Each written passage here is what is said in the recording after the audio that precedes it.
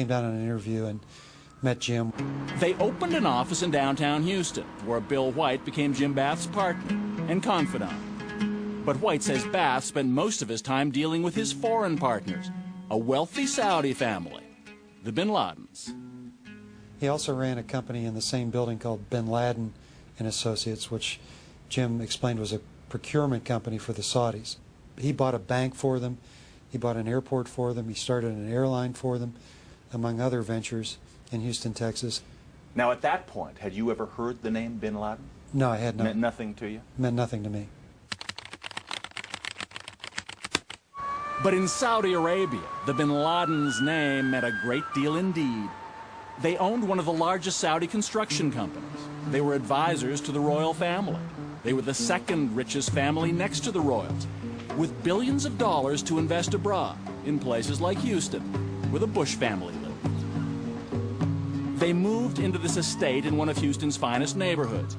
A Bin Laden brother named Salam Bin Laden and a brother-in-law, Khalid bin Mahfouz. Mahfouz was also one of the Saudi royal family's bankers. So, is it fair to say that when the Bin Laden group establishes an office in Houston, the presence of the Bush family at that point had a lot to do with it? Oh, absolutely. I think that was essential, the essential element.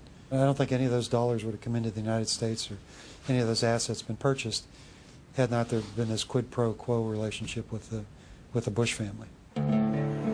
While the Bin Ladens built their ties to Texas, back home in Saudi Arabia, they were making another kind of foreign investment. In 1979, the Soviet Union occupied Afghanistan. The Saudi royal family wanted to build a Muslim army, known as the Mujahideen, to defend Islam and force the Russians out. They turned to their trusted advisors, the Bin Ladens, who offered up a lanky 21-year-old named Osama. The man who personally chose Osama bin Laden to build that army would also become his mentor, Saudi Prince Turki Al Faisal. Last year on British television, he reminisced about the young bin Laden. In those days, he was a young man who had committed himself to helping the Afghan Mujahideen liberate themselves from the Soviet occupation of Afghanistan. And he was doing a lot of good. He was bringing support and aid to the Mujahideen. Meanwhile, back in Houston, the Bush family was also on the move. George Sr. was about to become vice president, and his son made a career decision too. By the late 70s, George W. Bush was setting out on his own. He established an oil exploration company that he called Arbusto, a Spanish word that loosely translated means bush. But before Arbusto could find oil, it needed to find some money, operating capital. And apparently George Bush knew where to look. Well, Bath had told me that he had used Saudi money to fund George Bush Jr.'s foray into the energy business. This is the Arbusto Corporation? Yes, the Arbusto Partnerships. As Bath's partner, Bill White, says he had access to information about the financial dealings between the Bin Laden family and George W. Bush.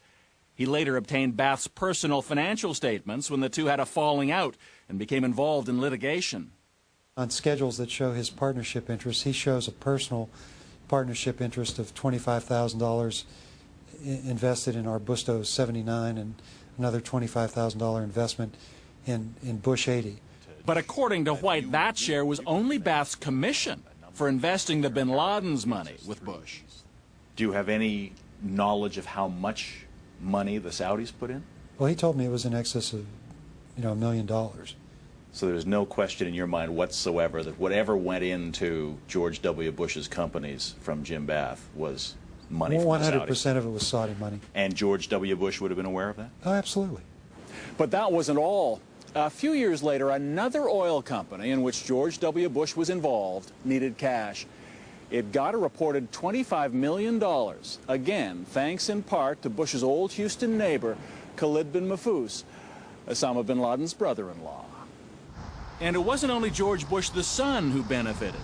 The Bin Ladens did business with the Houston bank where George Bush Sr. was on the board. What time is it? Victory time.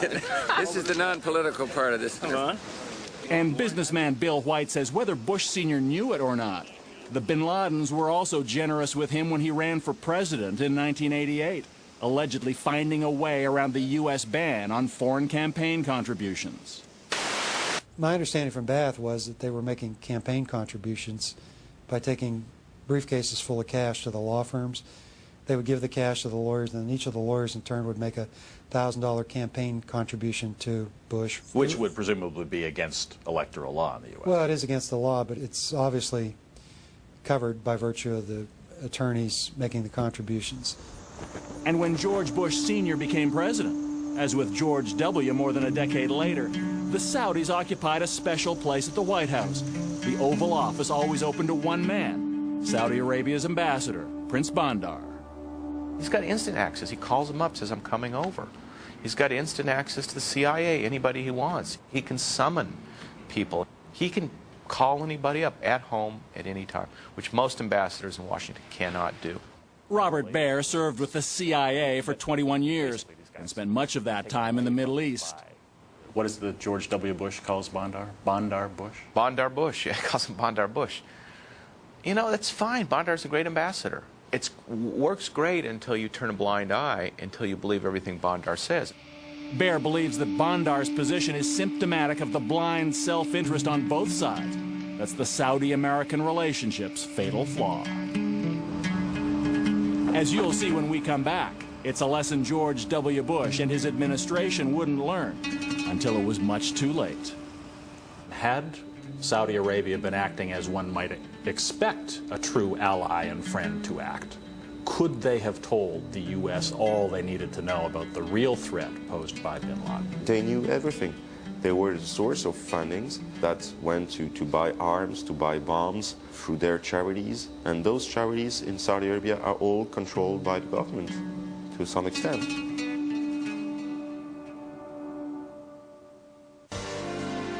And now we return to the Fifth Estate.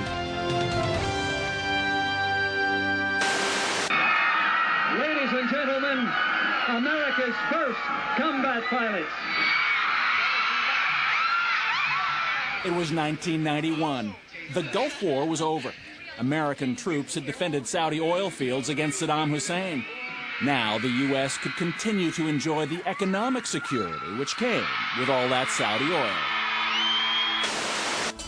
It was essentially the same deal George W. Bush himself made when he did business with the bin Ladens in Houston.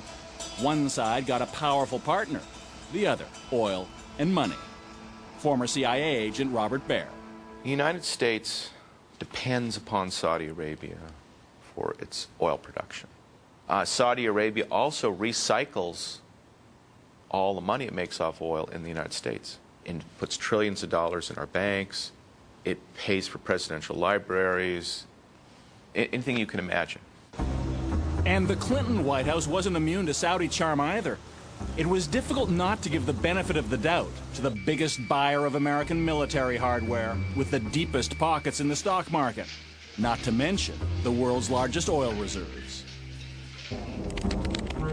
Which is why after George Bush Sr. left office and became a senior advisor to the powerful international investment firm, the Carlyle Group, he paid a number of visits on their behalf to his good friends, the Saudi royal family and the bin Ladens. A very nice reunion with friends. I'm very pleased to be here. They soon became Carlyle clients. Incredibly, on September 11th, Bush and the head of the bin Laden family would be at the same Carlyle Group meeting in Washington, just a few miles from where Osama bin Laden's hijackers would attack the Pentagon. As the 90s unfolded, there was much the U.S. administration didn't know about bin Laden, who was about to become America's nightmare because he saw the presence of U.S. troops on the holy sands of Saudi Arabia as a sacrilege. Osama bin Laden was an ally of the United States through the 80s. He was killing Soviet soldiers. That's what we wanted. Now, what happened later on in the 90s is the Saudis, who certainly had good intelligence on bin Laden, were not telling us that bin Laden had chosen a new enemy, and that was the United States. And the Saudis left something else out, something they've tried to hide to this day. that they kept paying Osama bin Laden after his war with the Soviets ended and his terror campaign against the U.S. began.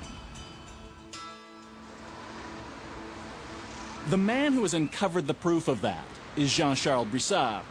He investigated al-Qaeda's finances for the French intelligence service well before 9/11, and he's been following the relationship between bin Laden and Saudi Arabia, especially with his mentor, Prince Turki, ever since. He was helped by the kingdom, and this support lasted for years. So Turkey, for instance, was the one who met regularly with bin Laden in Afghanistan. Oh, until very recently, until '98, I think the last time, for at least 3 or 4 times, who sent him checks, full suitcases of money, trucks. All that suggests that he was clearly supported by the Saudi government itself. Brissard says though bin Laden despised the royal family, he secretly agreed to set that hostility aside in exchange for continuing financial support. In other words, protection money. The Saudis deny it ever happened. But according to investigator Jean-Charles Brissard, French intelligence reports confirm that a meeting did indeed take place in Paris in 1996. Osama bin Laden himself didn't come, but a senior representative did. Also in attendance, bin Laden's old mentor, Saudi Prince Turki, a bin Laden family member, and a number of bankers. The result? The Saudis promised to keep paying bin Laden, as long as he promised to keep ignoring them. According to Brissard, one of those who came to this Paris hotel for that meeting was none other than bin Laden's brother-in-law, Khalid bin Mahfouz, the same man who once financially supported George W. Bush, now negotiating payoffs to Osama bin Laden.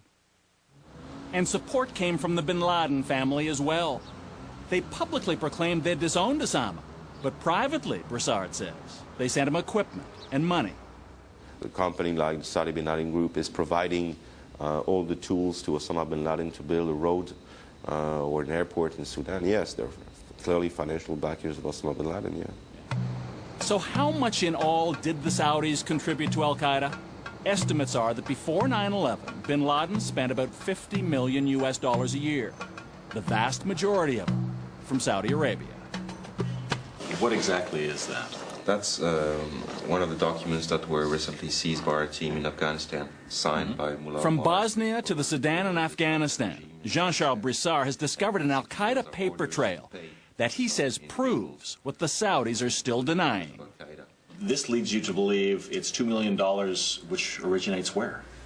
Oh, it stated that it originates from the head that is provided by Saudi Arabia.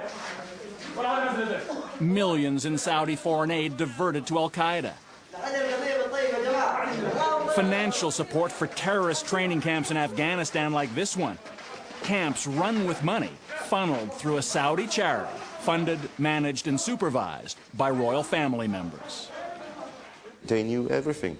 They were the source of fundings that went to buy arms, to buy bombs through their charities. And those charities in Saudi Arabia are all controlled by the government to some extent. Knowing the way he felt about the U.S., knowing he had declared war essentially on all Americans, would they not also have known that by giving him money they were funding, ultimately, attacks against the U.S.? Don't you think that the interest of Saudi Arabia, from its perspective, is more important than the U.S. interest of the U.S.?